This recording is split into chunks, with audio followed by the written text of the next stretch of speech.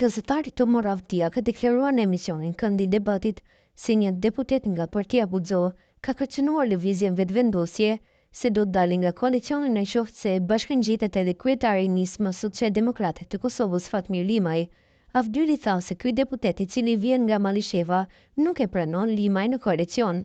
Kryetari i kuvendit është posti kryesor. Problemi është që kjo marrëveshje me subjekteve për këtë post ju ka nxjerrë probleme vetëvendosjes brenda koalicionit. Një deputet i Partisë Albin Kurtit nuk dëshirojnë që Limaj të jetë pjesë e këtij koalicioni dhe ky është përballë një skenari të fuqishëm brenda.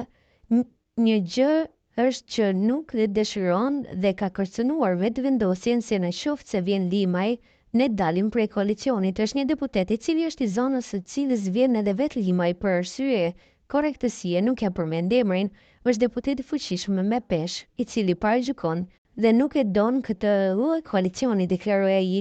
Valon Hoti është deputet i vetëm i lëvizjes vetëvendosje nga Malisheva.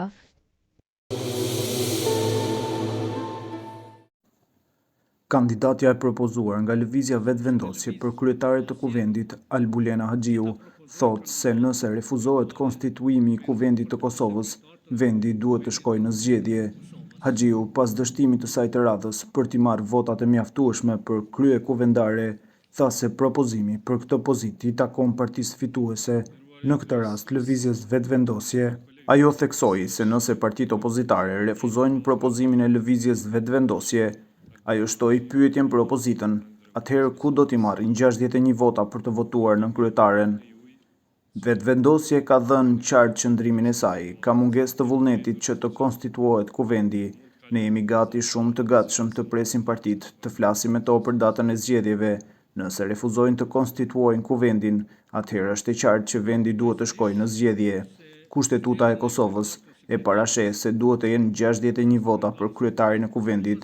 Njësoj vlen edhe për nënkryetarët e kuvendit. Nëse ata refuzojnë propozimin e lëvizjes vetëvendosje, atëherë ku do t'i marrin ata 61 vota për të votuar nënkryetarin, tha ajo. E pyetur se a është e gatshme të tërhiqet nga propozimi për kryetarin e kuvendit, Haxhiu tha se vetëvendosja e ka qëndrimin e qartë dhe se e rëndësishme është të zhbllokohet kuvendi i Kosovës. Nuk është çështja a do të largoheni apo s'do të largoheni. Vetëvendosja e ka qëndrimin e qartë. Është e rëndësishme që të zhbllokohet kuvendi i Kosovës. Unë besoj që qytetarët e Kosovës e kanë tepër të rëndësishme që të konstituohet kuvendi dhe të votohet qeveria e re, thot ajo. Lëvizja vetëvendosje ka dështuar sërish të zgjedhë Albulena Haxhiun kryetare të kuvendit edhe në tentimin e katërt. Emri i Haxhiut të propozua edhe të premten më 25 prill nga nënkryetari i lëvizjes vetëvendosje Glauq Konjufca.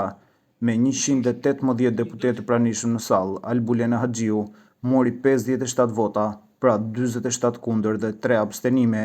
Vazhdimi i seancës, tha Dehari, do të bëhet të dielën më 27 prill në orën 10. Ky ishte tentimi i 6 për konstituimin e kuvendit të Kosovës, i cili dështoi po ashtu si edhe ata të mëparshmit. Kush abstenon?